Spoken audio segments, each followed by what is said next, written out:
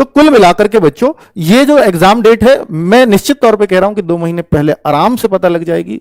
अगर 2 महीने पहले पता चली, ये तो ऑफिशियली मुझे लगता है इतने पहले दे देना चाहिए इनको। अगर अनऑफिशियली अगर 2-3 महीने पहले पता चल गई तो आपको टेंशन लेने की जरूरत नहीं है, चाहे 2 महीने पहले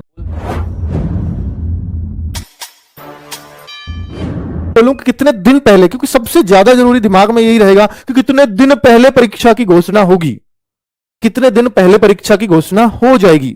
ये सबसे इंपॉर्टेंट सवाल है बच्चों का कि सर ऐसा ना हो कि 20 दिन ही बाद एग्जाम हो जाए, ऐसे पता लगे 20 दिन पहले। ऐसा नहीं होगा सर, पहले हुआ है ऐसा। मैं बता दूं, अगर पहले हुआ था तो पहले मजबूरी थी कि फरवरी में एग्जाम कराना ही कराना है, क्योंकि फिर आचार संहिता लग रही थी। हालांकि आचार संहिता के दौरान भी एग्जाम हुए हैं, लेकिन आपको पता है यूपी स्टेट कानून के मामले में थोड़ा सा स्ट्रिक्ट है, तो यह कहीं भी मतलब बहुत महीनों पहले उसको मतलब डिप्लॉयमेंट शुरू कर देते हैं कि भाई इलेक्शन में ऐसे ऐसे तैयारी रखिए। ठीक है, तो आप ये समझ लीजिए कि इस मामले में अभी आपकी परीक्षा की जो घोषणा है वो कितने दिन पहले होगी। मुझे ऐसा लगता है पर्सनली कि आपके एग्जाम से कम 2-3 महीना पहले पता चल जाएगा। ये कम से कम समय है।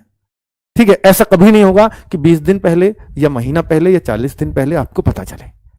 पिछली बार भी अगर आप हिसाब लगाओगे तो आप ये देख लीजिए, लेटर भी मैंने शायद उस व्हाट्सएप में डाला था 17-18 फरवरी का जो आपका एग्जाम हुआ, तो उसमें भी आपको 1 महीने से ज्यादा पहले पता लग गया था। पर वहां लिमिटेशंस थी इसी डेट में, क्योंकि आगे फिर डेट्स नहीं थी। सॉरी, वो 11 तारीख का जो मतलब आपके एग्जाम की डेट थी 11 और 7 18। हाँ, 11 का तो आरओ का, और फिर 18 का था 17 और 18 का यूपी पुलिस का। और उसके बाद बहुत सारे एग्जाम्स और लगे थे, तो यही डेट एक खाली थी जिसमें वो करा सकते थे।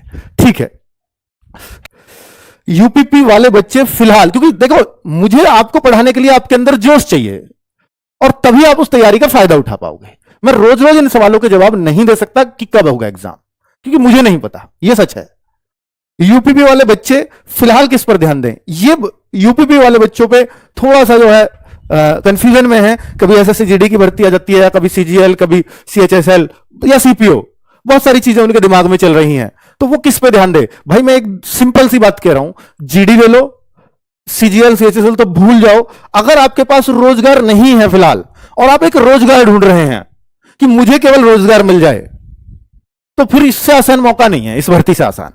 फिर आप कुछ और मत ढूंढो, फिर आप सोच लो कि सिर्फ और सिर्फ मुझे यूपी पुलिस की तैयारी करनी है, इसी में फोकस करना है। यह भर्ती ठीक है, अगस्त में पेपर नहीं हुआ, सितंबर में हो जाएगा, अक्टूबर में हो जाएगा, दिसंबर में हो जाएगा, पर यह भर्ती क्लियर होनी है।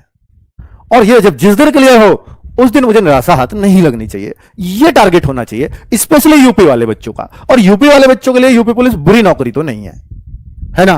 तो और सपने देखते हैं बच्चे इस भर्ती में जाने के लिए। लेकिन अगर आप ये कहते हो कि भाई मैं तो ठीक ठाक होशियार हूं, भाई एसएससी जीडी में भी इससे मुश्किल होगा सिलेक्शन लेना। मैं फिर बोल रहा हूं, यूपी पुलिस वालों का फोकस तो यूपी पुलिस से अलग नहीं होना चाहिए।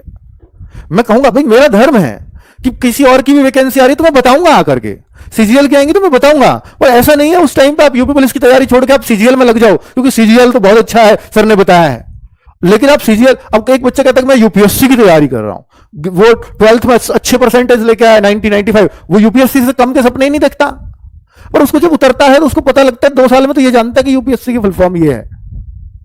अरे भाई साहब, आप वो उतना जोश में मत आइए। आपको कुल मिलाकर के फिलहाल ये देखना है कि मैं बेरोजगार ना रहूं। मेरा फोकस सिर्फ और सिर्फ इस बात पे होना चाहिए। ठीक है, तब आपके पास सीढ़ियां हैं, यहां से भी आपके बढ़ने के मौके होंगे, वो भी बढ़िया। हाँ, आप एक्स्ट्रा ऑर्डिनरी टैलेंट है तो आप और जगह आप अपने आप को सस्ता आजमा सकते हो। मैं ये नहीं कहता कि यूपी पुलिस का ही एग्जाम दीजिए, मैं हमेशा कहता हूं कि जो भी भर्ती है आप उसका एग्जाम सबका दीजिए। एग्जाम में कोई प्रॉब्लम नहीं है, आपको खुद का पता भी चलता रहता है, उससे एग्जाम का भी अनुभव होता रहता है। एग्जाम मत छोड़िए किसी का, उसमें फीस लगती है 100 रुपए 150 रुपए, कुछ नहीं जाता, उतना आप कर सकते हो अपने फ्यूचर के लिए। ठीक है, उसमें फीस फॉर्म की फीस ही तो लेते हैं यार आपसे, इतनी महंगे तो फॉर्म नहीं होते कि हम उसका एग्जाम ही ना दें। ठीक है,